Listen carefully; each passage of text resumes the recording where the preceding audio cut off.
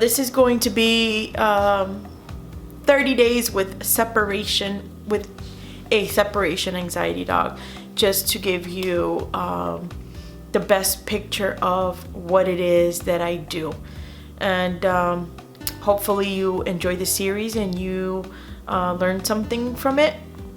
I'm gonna try to be as detailed as possible and include snippets of nuanced processes.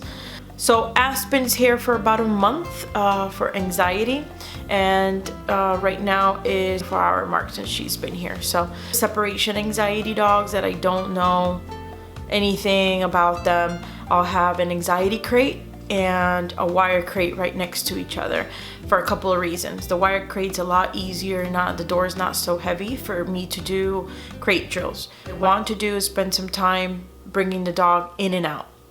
If they are feeling adverse to leash pressure, because some of them have never had a leash on, maybe a harness or something, depending on what tool you're using, sometimes I use a prong and a leash, sometimes I use a slip lead. They can freak out with both. Just depending what's going on, that's not going to stop me from doing thresholds in the crate.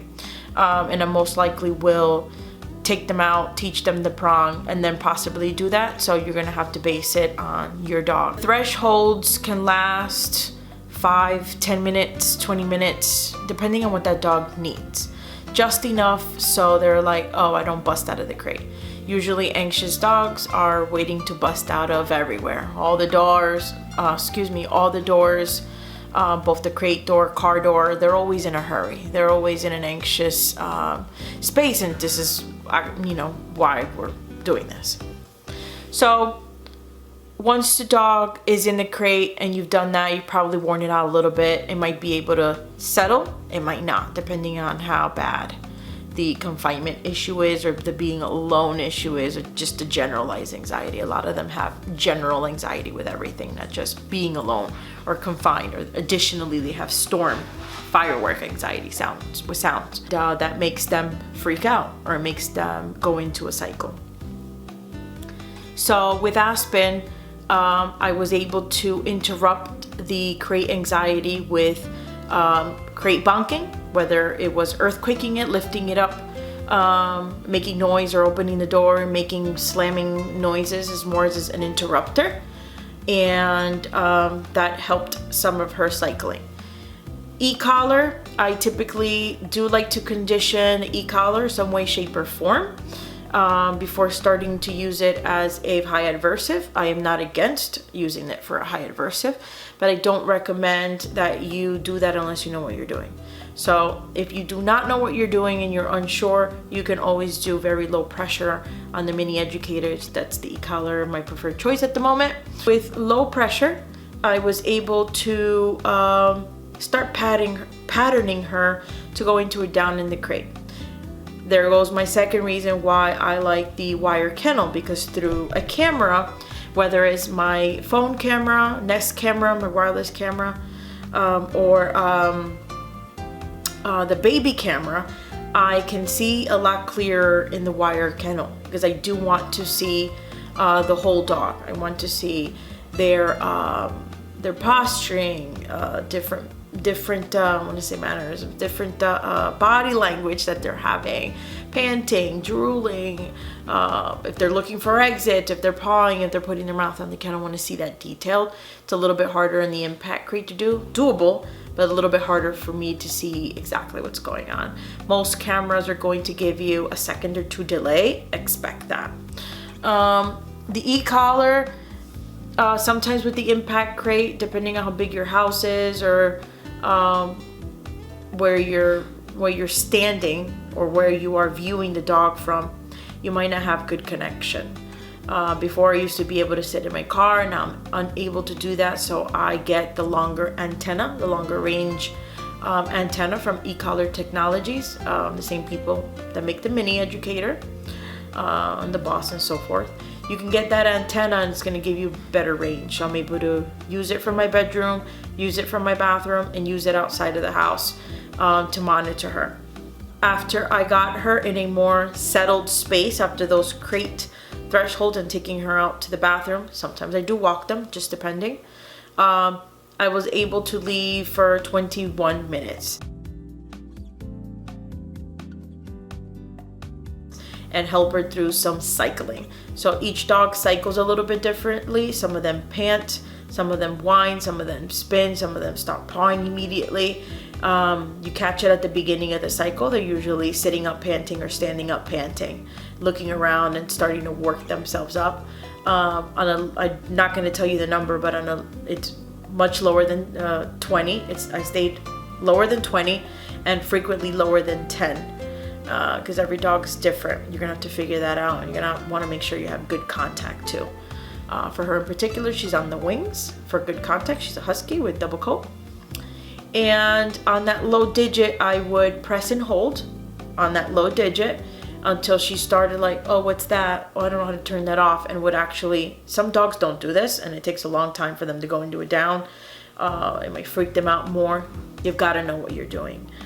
You want to incorporate training as a whole, or you're not going to go anywhere. You're just going to confuse the dog, stress them out, and maybe even frustrate them more. You've got to know what you're doing. So, like I said, you just don't want to do Ecollar and try to fix this. You want to do a whole program, just like I'm telling you, bit by bit, and these 20, 30 days of separation anxiety. So pressing and holding until she went into a down, pressure's off. She would get up, back up again, cycle, whine. You want to use a camera that you can hear, and cycle it, turn the button back on, and get her into a down and pattern that. So while these 24 hours, she's done place work, teaching the dog place. The goal is to mentally work her, so she starts thinking about things.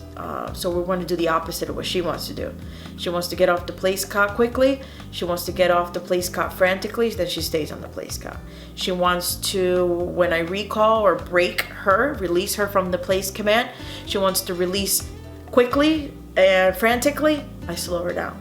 So your leash work is going to come into play also with your attitude. And you know how when people talk about energy, think of it as attitude.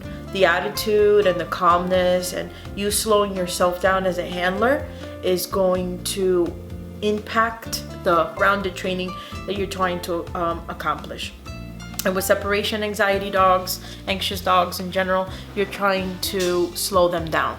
So one very big key piece is slow yourself down and learn how to use the tool, preferably a prong collar, to start training some of the obedience stuff, the more, a little bit of motion stuff that you're gonna do. Because remember, you're trying to do this as a whole.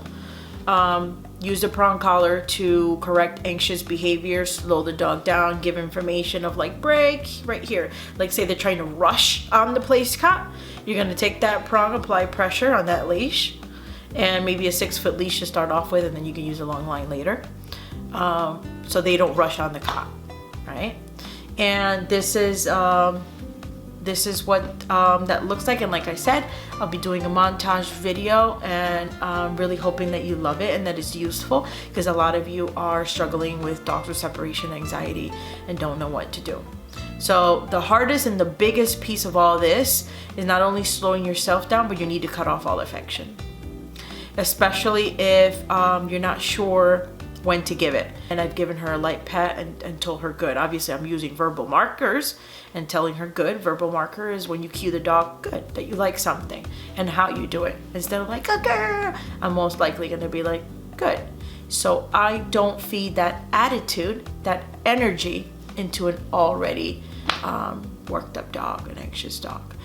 That's another thing that requires a little bit of skill, but you can do it. Once you figure it out, that your movements, that your energy, your attitude is affecting them and escalating them, then stop.